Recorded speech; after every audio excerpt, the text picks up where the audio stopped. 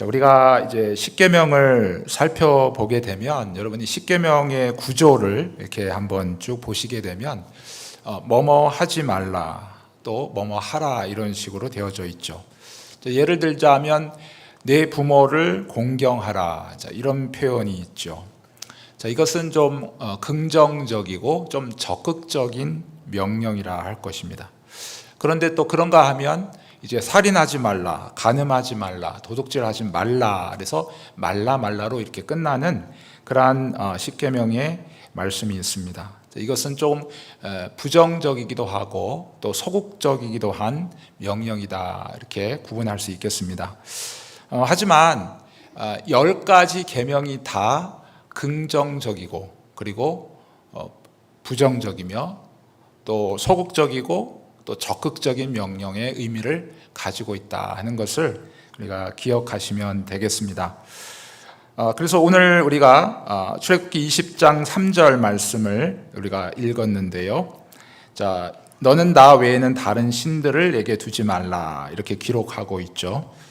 이 말씀을 가지고 이제 긍정적인 측면에서 하나님께서 우리에게 명령하시는 부분을 세 가지 정도 생각하고, 그리고 부정적인 측면에서 또 어떤 것을 금하고 있고 또 어떤 것을 우리가 더 행해야 될 것인지를 또 세 가지 정도를 생각하고, 그리고 그러고 나서 마지막에 너는 특별히 이제 이 첫 번째 계명 중에서 이 나 외에는이라는 이 표현이 굉장히 특징적입니다. 그래서 이 표현이 의미하는 것이 무엇인가라고 하는 것을 한번 살펴보고자 합니다. 첫 번째, 이제 제가 말씀드렸듯이 1계명에서 적극적으로 또 긍정적으로 하나님께서 우리에게 명하시는 세 가지 측면을 살펴보려고 하는데요.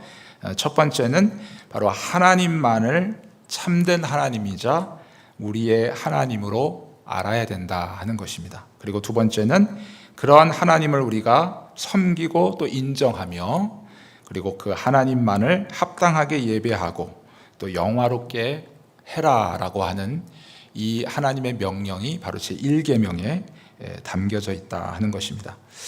자, 우리가 하나님을 아는 것에 힘을 다해야 된다 하는 것이죠. 여러분이 결혼 생활을 하시는 분들 보게 되면, 자, 부부 생활을 하다가 보면 서로 배우자에 대한 그 정확한 알미 있어야 그 부부 관계가 또 결혼 생활이 행복하게 되죠. 상대 배우자가 어떤 생각을 가지고 있고 또 어떤 음식을 좋아하고, 이런 상대 배우자에 대한 정확한 알미 있어야 거기에 그 가정이 행복하고 즐겁게 되는 것입니다. 자, 마찬가지로 우리가 섬기고 예배하는 하나님을 우리가 제대로 알고 섬겨야 된다 하는 것입니다. 근데 사람들은 그것을 잘 모르기 때문에 자기가 만든 하나님을 만들어 놓고 그리고 자기의 방식대로 하나님을 섬긴다는 것이죠.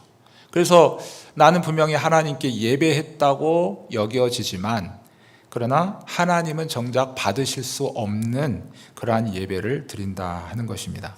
그래서 우리가 하나님에 대해서 정확히 알아야 된다 하는 것입니다. 자, 하나님에 대해서 뭘 알아야 될까요? 하나님의 존재에 대해서 알아야 됩니다. 자, 히브리서 11장 6절 말씀을 보게 되면 하나님께 나아가는 자는 반드시 그가 계신 것을 알아야 된다, 그렇게 말씀하고 있습니다. 단순히 하나님이 계시냐 안 계시냐 이런 차원의 문제가 아니라 성경에 계시된 하나님이 참 하나님이심을 알아야 된다 하는 것입니다. 여기서 중요한 대목은 뭐냐면요, 성경에서 계시된 하나님이에요. 아까 제가 말씀드렸죠, 우리 각자는 다 여러분 나름대로 하나님을 섬긴다고 해요. 그래서 나름대로 자기의 방식이 있고 또 때로는 자기가 선대로부터 봐왔던 전통이 있습니다. 전통이 다 나쁜 게 아니에요. 좋은 전통도 있죠. 그러나 그것이 성경보다 우선되어지면 그것이 하나님이 원하시지 않는 방향으로 가게 되는 것이죠. 그래서 분명히 성경에는 하나님이 우리에게 어떤 분이신가라고 보여주고 있어요. 여러분이 하나님에 대해서 알고 있는 부분이 계시죠. 하나님은 전능하시다. 하나님은 어느 곳에나 계신 분이시다. 그죠? 하나님은 불변하시다. 자, 이러한 부분들은 여러분이 바로 성경의 하나님을, 자기 자신을 우리에게 보여주시기 때문에 우리가 그 하나님에 대해서 알게 된다는 거예요. 그래서 이것을 좀 어려운 말로 계시라는 말을 사용합니다. 그래서 제가 어렸을 때, 저는 이제 어렸을 때 국민학교라고 했죠. 그 다니면 이 동상이 이렇게 있었거든요. 학교에 가면 동상이 있는데 어느 날 보니까 그 동상에 하얀 천이 드리워져 있더라고요. 그리고 전교생을 세워놓고 이제 조회를 하면서 이제 동상 제막식을 합니다. 하얀 천이 그 안에 있을 때는 도대체 저게 뭘까 막 서로 막 궁금해서 수근수근 거리고, 와 저게 뭘 거야, 나름대로 자기 추측을 하면서 이야기를 하죠. 그러나 정작 이제 그 하얀 천이 싹 드리워지면서 여러분 그 속에 있는 것들이 딱 보여지면, 아 그거구나. 바로 이제 학교 앞에 서 있는 이순신 장군이라든지 세종대왕이라든지 이러한 그 동상들이 이제 이렇게 하얀 천이 이렇게 드리워지면 이제 그것이 벗겨지는 거죠. 드리워졌다가 그것이 벗겨지면 그 안에 무엇이 있는가라는 것을 우리가 알 수 있다는 거죠. 마치 계시라고 하는 것은 이런 거와 같아요. 그래서 우리는 사실은 원래 하나님의 형상을 닮은 존재로 만들어졌는데 죄라고 하는 것이 우리 안에 들어와 있어서 우리는 더 이상 하나님을 알 수도 없게 되었습니다. 그래서 우리 스스로는 하나님을 알 수가 없어요. 그렇기 때문에 하나님께서는 하나님 자신이 스스로 어떤 분이신가라고 하는 것을 성경에 나타내 주셨다는 것입니다. 그래서 이것이 바로 여러분이 알고 계시는 하나님의 전지전능함, 또 하나님의 불변하심, 하나님의 편재하심, 이런 부분들이 다 하나님께서 우리에게 알려주신 부분이다. 그래서 우리는 이 성경에 계시된 그 하나님, 그분이 바로 참 하나님이에요. 그분이 바로 우리가 섬길 하나님이고 바로 우리를 만드신 창조주 하나님이시다라고 하는 것을 우리가 기억해야 된다 하는 것입니다. 자, 또한 우리가 하나님의 존재를 알아야 될 뿐만 아니라 하나님의 본성에 대해서도 알아야 됩니다. 자, 요한복음 17장 3절 말씀에 보게 되면 영생은 곧 유일하신 참 하나님을 아는 것이다 라고 예수님께서 말씀하셨습니다.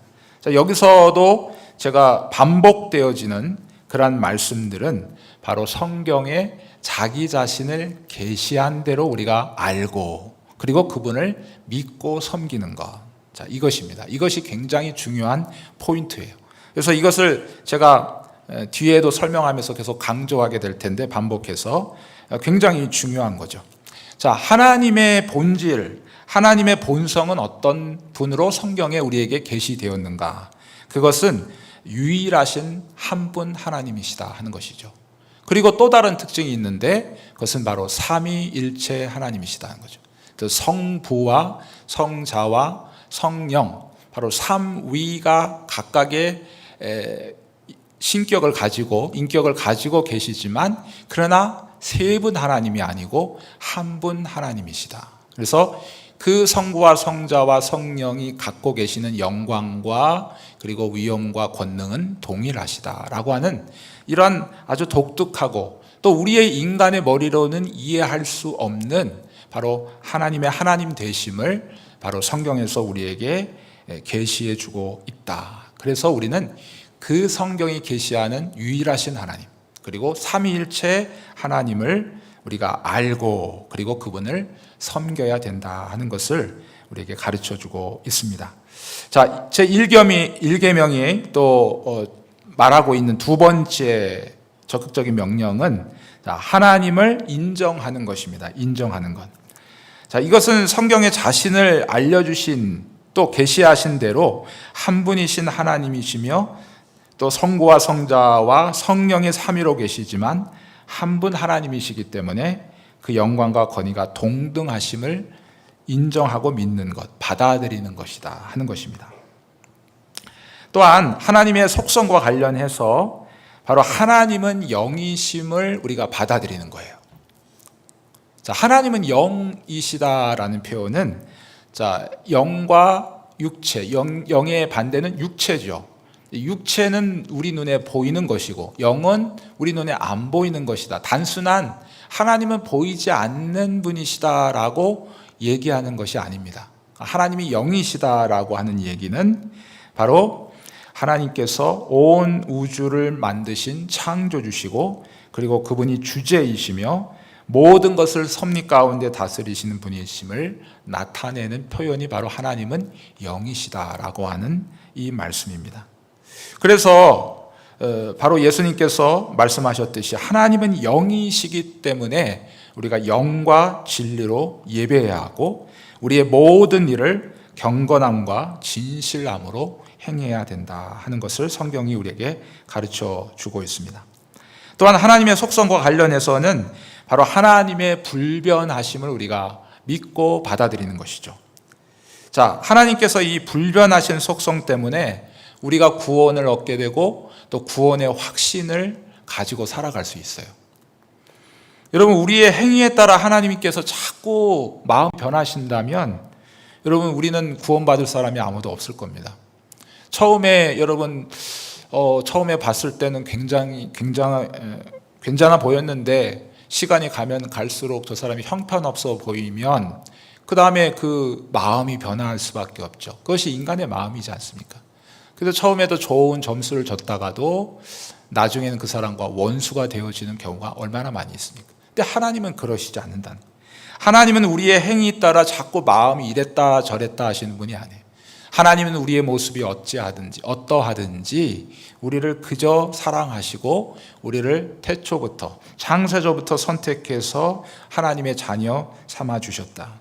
때로는 우리가 연약하여 넘어지고 또 하나님을 거스리고 반항하는 그러한 우리의 모습이라 할지라도 하나님께서는 너 그 모습 보고 구원 취소야 라고 우리를 버리시지 않는다는 얘기예요.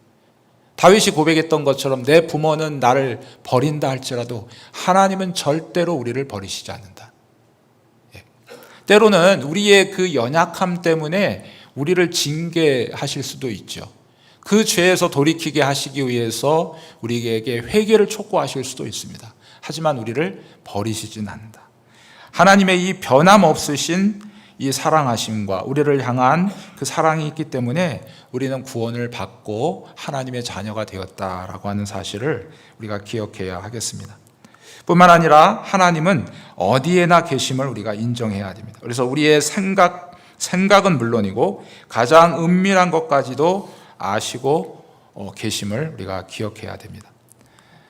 하나님의 사역과 관련해서 하나님은 일을 하시는 분이신데 바로 이 세상을 만드신 분이시죠. 그래서 그것을 하나님의 창조의 역사라고 하는데, 자, 여러분, 우리의 창조의 역사, 우리나라는 사계절이 있어서 그 하나님의 오묘하고 정말 심요막측하게 지으신 이 모든 만물들, 이것을 보면서 자, 봄은 봄대로 신비롭죠. 올여름은 너무 더워서 좀 힘들었지만요, 여름은 여름대로 또 하나님께서 지으신 그 창조의 위대성이 있습니다. 또 가을은 가을대로, 겨울은 겨울대로. 그러나 우리가 그것을 바라보면서 자, 와, 단풍이 참 멋있네, 거기에 그냥 훅 빠져버리면 안 된다는 거죠. 이 아름다운 단풍을 지으신 그 너머에 계신 그 하나님의 창조의 손길을 우리가 바라보면서 하나님의 위대하심을 찬양하고 그분 앞에 감사해야 된다 하는 것입니다. 또한 하나님께서 이 세상을 창조하시고 난 이후에 그냥 내버려 두고 자, 너희들 네 멋대로 그냥 편한 대로 살아 라고 하나님께서 그냥 방치해 두시지 않는다는 사실이에요. 하나님의 이 세상에 일어나는 모든 일들은 다 하나님께서 허락하시고, 그리고 하나님이 마치 공중에 나는 새가 참새 한 마리가 땅에 떨어지는 것도 하나님께서 허락하시지 않으면 그 일이 일어나지 않습니다. 이 모든 세상에 되어지는 모든 일들이 다 하나님이 알고 계시는 그런 일들이죠. 그러니까 우리들은 때로는 세상에 악인이 득세하고 또 그들이 형통하는 모습을 보면서 우리는 불평할 이유가 없는 것이다. 오히려 정말 악인들이 형통하고 득세하는 모습을 보며 우리가 그것을 불평하거나 때로는 그것을 부러워하지 않고 오히려 우리는 더욱더 하나님의 뜻에 따라서 하나님이 다스리시고 언제는 그 악은 악한 것대로 심판하시고 선한 자들은 하나님의 말씀에 순종하고 하나님의 뜻을 순종하며 때로는 고통당하고 어려움 당했던 그 성도들의 인내를 기억하시고 언젠가는 그것에 하나님께서 반드시 상을 베푸실 것이라고 하는 이러한 우리가 믿음을 가지고 우리가 하나님을 신뢰하며 그 하나님을 따라가게 된다 하는 것입니다.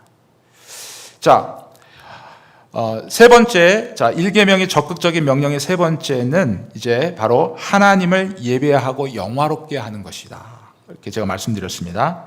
자, 하나님을 예배하고 영화롭게 한다는 것은 바로 하나님을 우리의 중심으로 예배하라라고 하는 말씀이죠. 자, 그것은 우리의 지성과 의지나 감정, 그리고 양심이나 우리의 기억과 같은 온 마음을 다해서 하나님을 예배하는 것을 말합니다. 여러분, 우리의 지성으로 하나님을 예배한다는 것이 무슨 뜻입니까? 그것은 오직 하나님만을 생각하고 그리고 묵상하는 그러한 삶이다 하는 것이죠.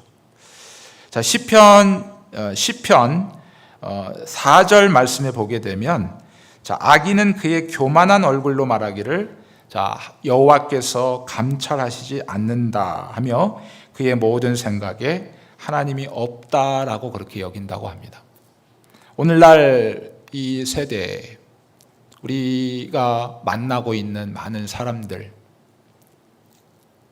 우리의 어린 세대, 또 학교에서 가르쳐지는 모든 교육들, 이러한 모든 것들이 이제는 하나님이 없다라고 그렇게 생각을 하고 가르쳐지는 그러한 행태가 되어졌습니다. 여러분, 오늘날 사람들의 생각에 점점 하나님이 없다라고 하는 이런 생각 때문에 특별히 우리나라에 큰 화두가 되어지고 있는 차별금지법이나 동성애 합법화라고 하는 이런 문제들이 우리 가운데 있게 되는 것이죠. 동성애가 뭐가 문제죠?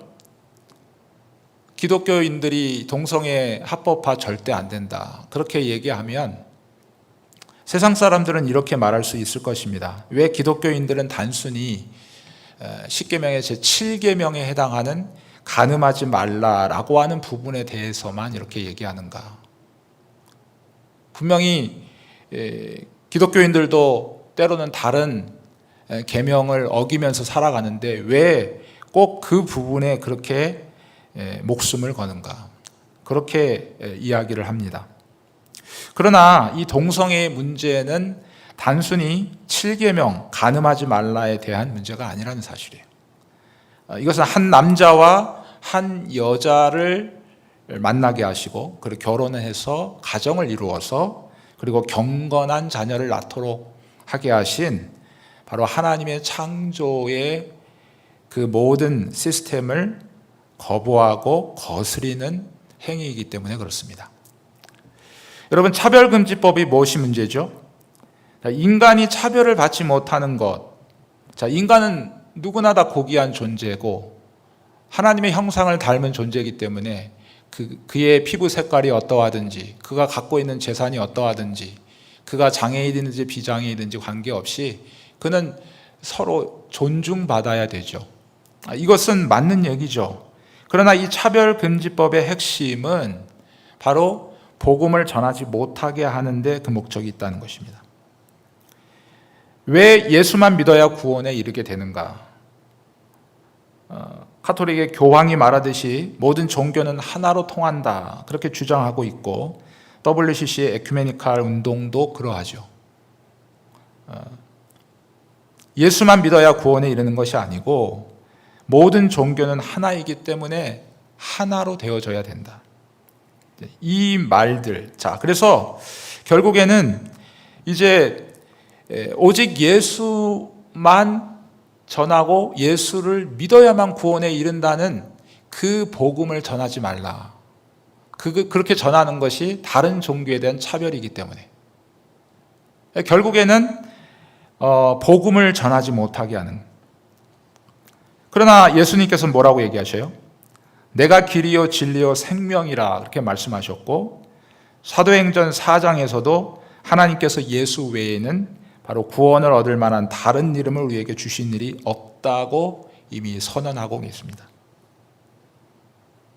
바로 이것은 하나님의 구원의 역사, 바로 예수 그리스도를 믿음으로 구원을 얻게 하시는, 하나님께서 구원의 방법을 이렇게 정하신 거예요.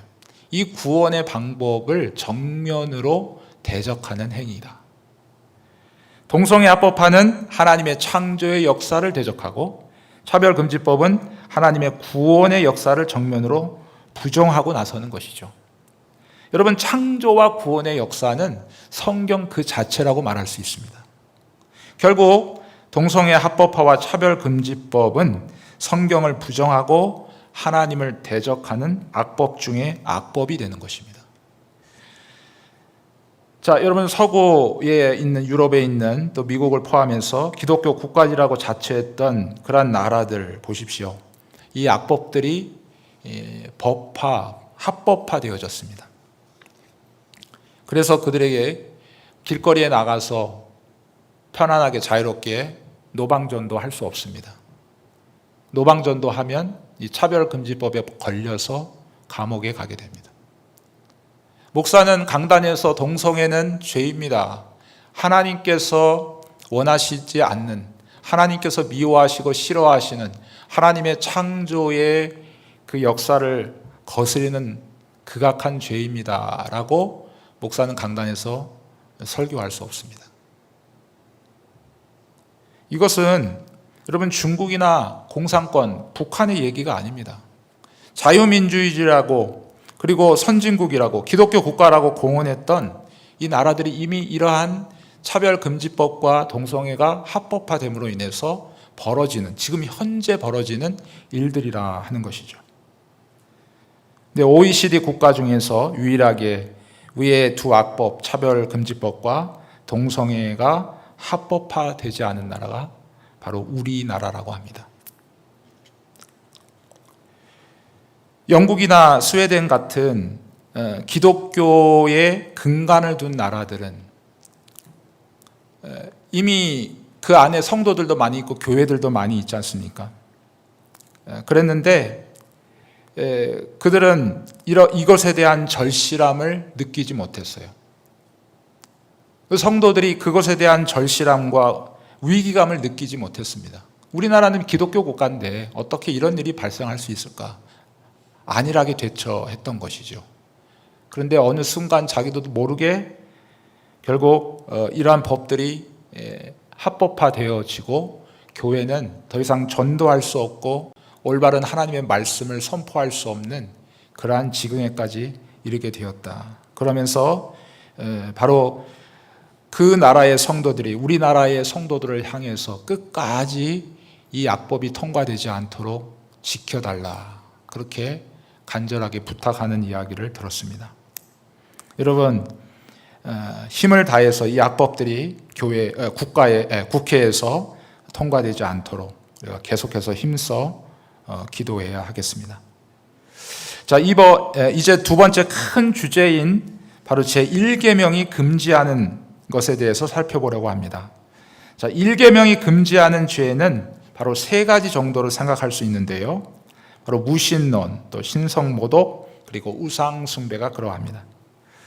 첫 번째 무신론은 단순히 하나님의 존재를 부인할 뿐만 아니라 말씀을 통해서 계시된 하나님을 부인하는 것을 의미합니다. 하나님 존재를 부인하기도 하지만 더 큰 것은 분명히 성경에 하나님을 자신을 계시하셨는데 그 유일하신 하나님, 또 삼위일체 되신 그 하나님을 믿지 않는 것이죠. 부인하는 것이죠. 이것이 무신론입니다. 그래서 제1계명은 바로 삼위일체 하나님을 인정하고 유일하신 여호와 하나님을 나의 하나님으로 모셔야 한다는 것을 명령하고 있는 것입니다. 자, 사탄이 사람의 마음을 지배할 때 사람은 하나님이 계신 것 자체를 아예 믿지 않습니다. 자, 시편 14편 1절에도 이렇게 얘기하고 있죠. 어리석은 자는 그의 마음에 이르기를 하나님이 없다 하는도다, 그렇게 말씀하고 있어요. 또 어떤 사람들은 신의 존재를 부인하지는 않는다 해도 사람들은 여전히 성경에서 계시된 참되신 하나님을 믿지 않는다는 것이죠. 신의 존재를 믿어요. 불교도 신의 존재를 믿고 이슬람도 신의 존재를 믿고, 그렇죠? 세상의 모든 종교들은 신의 존재를 믿습니다. 하지만 성경에 계시된 참되신 하나님을 부인한다는 거예요. 그들은 각자의 마음속에 상상 속의 우상을 만들어 놓고 그것이 복을 줄 막연하게 생각하며 그 헛된 신들을 섬기고 있다 하는 것입니다. 자, 또 다른 차원의 무신론자들이 있는데, 자, 이것은 말로는 하나님을 믿는다고 하지만 행위로는 하나님을 부인하는 사람들이 있다 하는 것이죠. 디도서 1장 16절 말씀에 보게 되면 그들이 바로 하나님을 시인하나 바로 행위로는 부인한다, 이렇게 기록을 하고 있습니다. 시편 36편 1절에서도 이런 자들은 하나님을 두려워하는 마음이 없다라고 지적하고 있어요. 자, 우리는 언제 어디서나 하나님 앞에서 행하는 것처럼 살아야 합니다. 자, 그럼에도 사람들이 있는 곳에서는 꿈도 못 꿀 일인데 혼자 있을 때는 마치 하나님이 계시지 않는 것처럼, 자, 칼빈이 지적했던 것처럼 우리 스스로가 자원해서 죄악을 탐닉할 때가 얼마나 많이 있었습니까? 분명히 하나님에 대한 생각이 있고 하나님에 대한 지식이 엄연히 우리 가운데 있음에도 불구하고 우리의 어린 자녀 앞이라면 수치스러워하며 하지 않은 일을 자기 혼자만 있는 자리에서는 얼마나 많은 죄악된 안정감을 누리려고 하는지 모르겠습니다. 마치 사람들처럼 하나님도 우리 생각을 모르시기라도 하는 것처럼 바로 그렇게 살아간다 하는 것이죠. 우리가 하나님의 말씀을 어떻게 듣고 있는지, 또 하나님의 약속과 또 말씀을 어떻게 대하는지, 또 우리 마음이 하나님의 말씀에 얼마나 영향을 받고 합당하게 반응하는지를 보게 되면 바로 우리 마음에 자리한 이 무신론이 더 분명하게 우리 가운데 드러나게 될 것입니다. 여러분, 성경을 덮고 나서 예배당 문을 나선 후에 우리의 마음의 본색이 더 잘 드러나게 됩니다. 예배당 문을 나선 후 우리의 삶 속에서 내 자신이 말하는 것을 여러분 잘 들여다보십시오. 과연 나의 삶에 하나님은 계시는 건지, 하나님을 두려워하기는커녕 하나님을 생각이나 하고 살고 있는지, 바로 내 자신 스스로가 의심이 들 때가 얼마나 많습니까? 우리 중에는 이 무신론이라는 죄를 전혀 아랑곳하지 않고 살아가는 자들이 있습니다. 여기 앉아 계시는 분들도 무신론 하면 나와 상관없는 거라고 생각할 수 있습니다.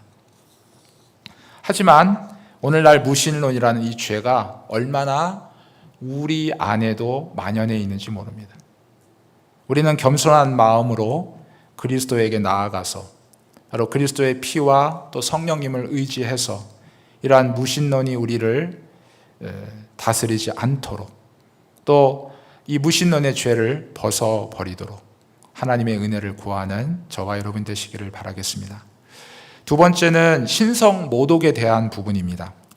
자, 제1계명에서 금하고 있는 또 다른 죄는 바로 참된 하나님을 하나님으로 예배하지도 또 영화롭게 하지도 않을 뿐더러 하나님의 영광에 반하는 그러한 삶을 살아가는 것, 이것을 신성 모독이라고 얘기합니다. 여러분, 사복음서를 읽으시다 보면 바리새인과 서기관들이 예수님과 논쟁하던 부분들 중에 이 바리새인과 서기관들이 예수님을 향해서 신성 모독적인 행동을 했다라는 표현을 기록한 것을 많이 목격하시게 될 것입니다. 예수님께서 한 죄인을 발견하시고 그를 용서하셨습니다. 죄를 사하셨습니다. 이 광경을 보고 바리새인과 서기관들은 그들의 마음속으로, 아니, 죄는 하나님만 사하는데 어찌 저 인간 예수가 죄를 사한다고 얘기하는가? 참남하다. 예전 번역이 이렇게 표현했죠. 지금은 신성모독이로다. 그렇게 표현을 하고 있습니다. 여러분, 누가 신성모독을 한 것입니까? 바리새인과 서기관들이야말로 신성모독의 죄를 범한 것이죠. 왜냐하면 참 하나님이신 바로 제2위이신 예수 그리스도를 앞에 두고 그분에게 마땅히 돌려야 할 찬양과 경배를 드리지 않았기 때문에 그렇습니다. 저와 여러분은 어떻습니까? 우리는 하나님으로부터 얼마나 많은 은혜와 긍휼을 입었습니까? 그럼에도 우리는 마땅히 그분에게 돌려야 할 영광과 찬양과 감사를 온전히 드리고 있습니까? 설사 여러분 하나님께서 저와 여러분에게 아무런 은혜를 베풀지 않으셨다 할지라도 우리는 마땅히 그분을 경배하고 그분에게 영광을 돌려야 됩니다. 왜냐하면 우리는 그분의 피조물이고 그분은 우리를 창조하신 창조주가 되시기 때문에 그렇습니다. 여러분, 사람의 제일 되는 목적이 무엇입니까? 하나님을 영화롭게 하고 영원토록 그를 기뻐하는 것이라 하였습니다. 그런데 우리는 사람들로부터 기쁨을 구하고 또한 하나님보다 사람을 더 기쁘게 하려고 몸부림치고 있지는 않습니까? 하나님의 영광은 안중에도 없고 무슨 일을 계획하거나 행하려 할 때 우리의 만족을 위해서 하거나 또는 자기의 이름을 내기 위해서 하고 있지는 않습니까? 여기 이 자리에 앉아 계신 예배당에 앉아 있는 나 신성 모독의 죄와는 상관없다고 생각하지 마십시오. 하나님은 영광과 존귀와 찬양과 예배를 받으시기에 합당하신 분이십니다. 그분에게 마땅히 드려야 할 영광을 드리지 못할 때 이 신성 모독의 죄에서 자유로울 사람은 아무도 없다 하는 사실입니다. 자, 세 번째, 우상 숭배에 대한 부분입니다. 자, 오늘 예배당에 앉아 계신 분들 가운데는 불쌍하게 절하거나 또 로마 카톨릭처럼 마리아를 숭배하거나 또 천사를 숭배하거나 십자가를 숭배하거나 성인들을 숭배하거나 또 성인들의 유물을 숭배하지는 않을 것입니다. 하지만 더 교묘한 형태의 우상 숭배가 있는데 그것은 바로 지성과 의지와 감정이 하나님만큼 또는 그 하나님보다 피조물에 더 몰두해 있을 때 바로 피조물을 우상으로 섬기는 죄에 빠지게 된다 하는 사실입니다. 적어도 그 순간만큼은 그 우상이 우리의 마음을 더 빼앗아가고 그리고 하나님 받으셔야 할 우리의 마음을 그 우상이 차지하고 있기 때문에 그렇습니다. 여러분, 이미 추석 명절이 지났습니다만 우리나라는 명절 때마다 하는 제사가 있죠. 이것 또한 없어져야 될 악한 죄, 바로 우상 숭배 아니겠습니까? 사람들은 죽은 조상에게 음식을 갖다 놓고 그리고 그 조상들이 와서 이 음식을 드시고 우리에게 복을 달라는 의미로 제사를 하는 것 아니겠습니까? 그런데 성경을 보게 되면 죽은 사람들은 이 세상에 다시 올 수 없습니다. 누가복음 16장의 말씀에 보게 되면 예수님께서 부자와 나사로의 비유 가운데 부자가 자기의 형제들이 자기처럼 지옥에 떨어질 것을 두려워해서 바로 나사로를 다시 살려서 그들에게 이곳으로 다시 오지 않게 요청했을 때 하나님은 무엇이라고 말씀하십니까? 바로 모세와 선지자들이 그 세상에 있으니 바로 그들을 통해서 듣게 될 것이다 라고 말씀하지 않습니까? 죄악된 세상이지만 여전히 하나님의 말씀이 있고 복음을 전하는 그러한 자들이 있기에 그들을 통해서 구원을 얻게 될 것이다 라고 주님은 말씀하고 있습니다. 하나님께서는 죽은 자들이 이 세상에 다시 올 수 없도록 하셨다는 얘기예요. 그런데 죽은 조상들이 와서 음식을 먹고 복을 줄 수 있겠습니까? 죽은 조상들이 올 수 없는 것은 분명한데 그럼 어떤 존재가 오겠습니까? 바로 사탄이 그 경배를 받는 것이죠. 그렇기 때문에 우리나라의 제사는 우상 숭배요 죄악이라고 하는 것이죠. 하나님께서 때를 따라 비를 내리시고 그리고 햇빛도 알맞은 때에 비춰주심으로 사람이 먹을 수 있는 온갖 곡식을 준비해 주셨습니다. 마땅히 하나님께서 영광을 받으시고 감사와 찬양을 받으셔야 하지만 사탄이 교묘하게 그 영광을 가로채고 있는 것입니다. 우리나라에서 이 제사의 악법이 사라지도록 계속해서 기도해야 하겠습니다. 자, 여기서 우리가 꼭 기억하고 넘어가야 할 것이 있습니다. 이제 마지막 부분인데요. 제1계명 가운데 나 외에는 이라는 구절이죠. 자, 다시 한번 우리 출애굽기 20장 3절 말씀을 한 목소리로 읽겠습니다. 20장 3절 말씀 시작. 너는 나 외에는 다른 신들을 내게 두지 말라. 아멘. 하나님을 인정하지 않고 예배하지 않는 죄가 얼마나 무섭고 비참한 것인지를 더욱 분명하게 가르치기 위해서 바로 제1계명에서는 나 외에는 이라는 표현을 첨가했다는 것입니다. 자, 이 표현은 온 세상을 다 보시고 계시는 하나님께서 다른 신을 섬기는 죄를 심각하게 보시고 매우 싫어하신다는 것을 가르칩니다. 즉 하나님 앞에서 다른 신을 찾거나 인간 자신만을 의지하고 사는 것이 하나님을 얼마나 불쾌하게 만드는 행위인지를 우리가 인지해야 됩니다. 절대 주권을 가지신 하나님께서 우주 만물과 사람을 창조하셨고 우리가 살아갈 수 있도록 모든 은혜를 베풀어 주셨음에도 불구하고 그 은혜를 기억하지 못하고 오히려 하나님을 대적하며 싫어하며 인정하지 않는 인간들의 죄는 결코 가벼운 죄가 아니라는 사실이다라는 사실입니다. 사랑하는 성도 여러분, 오늘 이 말씀을 대하면서 하나님 앞에 나는 이 계명을 하나님께서 명하신 대로 잘 지켰습니다 라고 자랑스럽게 말할 사람은 아무도 없습니다. 그런데 우리가 꼭 기억해야 될 것은 이 말씀은 바로 하나님의 백성들에게 주셨다는 사실입니다. 여러분, 이 말씀을 우리가 다 지켜서 우리는 구원 얻을 수 없습니다. 그렇기 때문에 예수께서 오셨고요. 예수께서 저와 여러분을 이미 해결해야 될, 우리가 해결할 수 없는 모든 문제를 해결해 주셨습니다. 구원의 문제를 해결해 주셨습니다. 그러면 이 말씀을 왜 그의 백성들에게 주셨을까요? 그것은 바로 하나님께서 태초에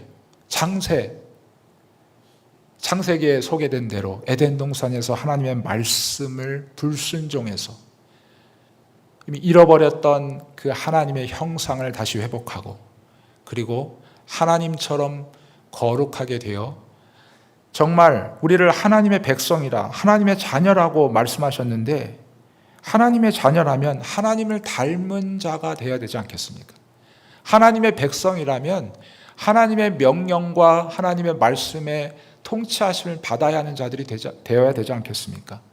여러분, 바로 하나님의 백성된 저와 여러분들이 하나님처럼 거룩하고 하나님처럼 닮아가게 하기 위해서 이 말씀을 우리에게 주셨다는 사실입니다.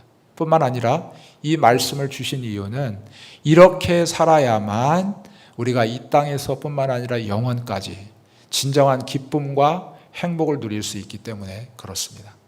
여러분, 인간이 왜 불행합니까? 하나님께서 명령하신 그 명령을 불순종했기 때문에 불행한 것이잖아요. 인간은 어느 정도 알아요. 그러나 그것을 어떻게 해결할지 모르기 때문에 끊임없이 죄악의 나락으로 떨어지는 것입니다. 그러나 우리에게 분명히 하나님께서 말씀하고 계시죠. 너희가 행복하려면 어떻게 살아야 되겠니? 바로 이렇게 살아가야 된다. 오늘 1계명에서 우리에게 주신 말씀, 어떻게 보면 하나님은 우리에게 공포감을 조성해서 우리로 하여금 어떻게 하든지 순종을 받아내기 위한 하나님의 계획이 아닙니다. 바로 하나님의 백성된 자로서 그 기쁨과 그 복을 우리들로 하여금 누리게 하기 위해서 이 말씀을 순종해 갈 때 그 복을 온전히 누릴 수 있거든요. 그래서 이 말씀을 주시는 것이기 때문에 여러분 마음 가운데 부담감이 있겠지만 그러나 우리는 이 말씀대로 살아가리라는 그러한 또 다른 소망과 기대를 가지고 이 예배당문을 나아가야 되겠습니다. 여러분, 우리의 힘으로는 안 됩니다. 우리는 때로 끊임없이 넘어지고 또 때로 쓰러지고 정말 범죄하며 하나님의 뜻과는 전혀 다른 방향으로 갈 수밖에 없어요. 그러나 우리에게 분명히 우리가 과거에 잘못한 것은 회개함으로 깨끗하게 우리를 해주신다 하셨고, 우리의 앞으로는 성령께서 우리를 도와주시고 또한 그 말씀을 지킬 수 있도록 능력을 주시겠다고 약속하셨으니, 우리가 그 성령님을 의지함으로 이 말씀을 우리가 순종해 가려고 할 때 하나님께서 우리에게 주실 복과 또한 그 기쁨과 행복을 이 세상뿐만 아니라 영원까지 누리게 하실 줄 믿습니다. 이 은혜가 저와 여러분 모두 가운데 임하시기를 주님의 이름으로 축복합니다.